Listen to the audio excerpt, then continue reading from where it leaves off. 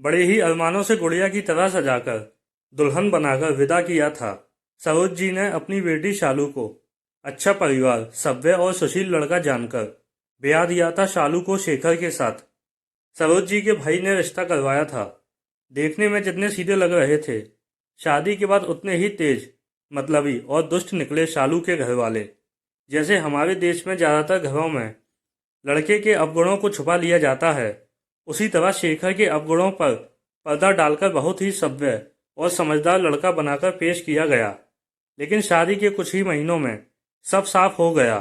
दहेज के लालची और मतलबी लोगों के बीच फंसी शालू सास ननद के ताने तो सह लेती, लेकिन शेखर शराब पीकर जो नाटक करता, गाली गलौज और विरोध करने पर मारपीट पर उतर आता, उसे ज्यादा दिन तक सह नहीं पाई।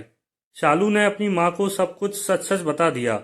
सरोज जी ने जब बेटी की आंखों में छिपे आंसुओं के समंदर को देखा, उसके दिल में छिपे अपार दुख को देखा, तो टूटने की बजाय अपने आप को और भी ज्यादा मजबूत बनाया और ले आई अपनी बेटी को उस नर्क से निकालकर, जहां नौकरानी से बढ़कर कुछ नहीं थी उनकी फूल सी बच्ची।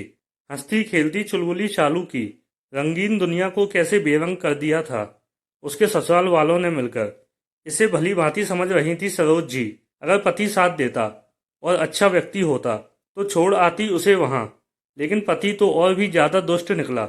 ना उन लोगों के रिश्ते में प्यार था, ना एक दूसरे के प्रति निष्ठा। बस शालू ही निभा रही थी, वो भी दिल से नहीं, मजबूरी में।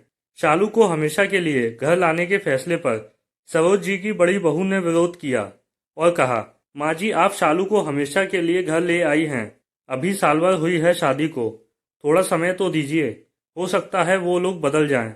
इस तरह घर ले आना तो कोई सॉल्यूशन नहीं है ना।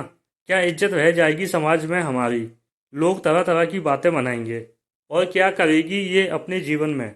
जानती हो ना, एक तलाकशुदा लड़की का समाज में जीना कितना दुश्वार होता है। आप इतनी समझदार होकर भी इतना गलत फैसला कैसे ले सकती हैं।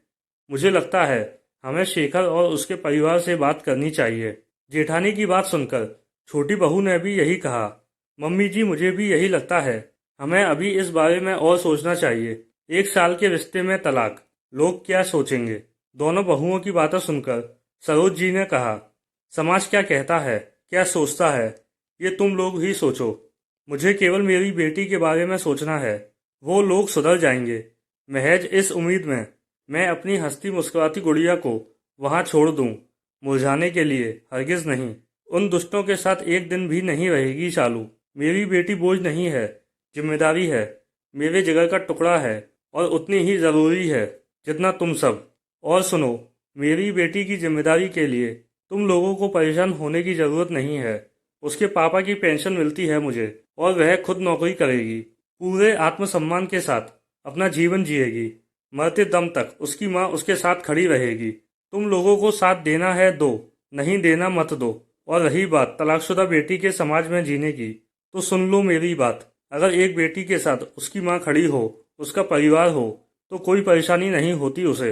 अपनी माँ के आत्मविश्वास भरे शब्दों को सुन सरोज जी के दोनों बेटों ने कहा, माँ, हम आपके साथ हैं। हमारी शालू कहीं नहीं जाएगी, जैसे पहले रहती थी वैसे ही रहेगी।